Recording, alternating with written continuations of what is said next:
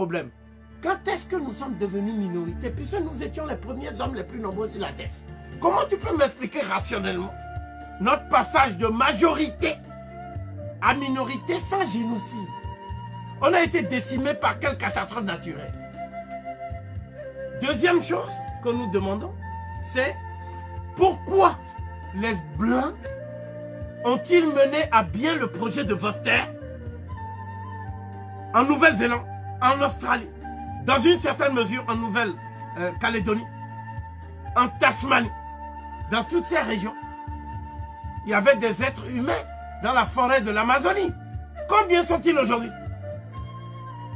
Pourquoi ils ont réussi ce projet de Vorster et vous dites qu'en Afrique, les droits humains vont nous mettre à l'abri de ça? Il n'y avait pas les droits humains à l'époque où on a vidé la Nouvelle-Zélande de sa population.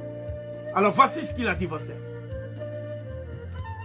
Si vous nous demandez quel est l'objectif final de notre politique de séparation des races, c'est ça qu'on appelle l'apartheid, nous vous répondrons que notre principal objectif est d'obtenir une Afrique à jamais débarrassée des Africains.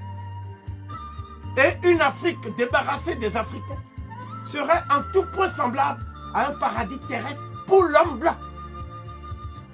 Donc s'il dit ça, et que après que moi j'ai dit ça, des journalistes qui m'ont porté la contradiction sur des plateaux de télévision, comme Antoine Glaser et son compère Stephen Smith, viennent d'écrire un livre intitulé L'Afrique sans les Africains, en reprenant le titre de ce que j'ai dit.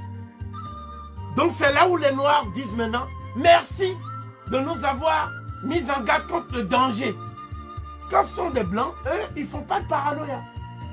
Eux, ils font tout simplement lanceurs d'alerte humanitaire. Quand c'est Covid, la paranoïa est à son compte. Bon, j'assume. Mais ce que je dis, c'est que Vorster n'a pas dit le paradis céleste. Il a dit le paradis terrestre. Donc pour lui, à tort ou à raison, l'Afrique c'est le paradis terrestre.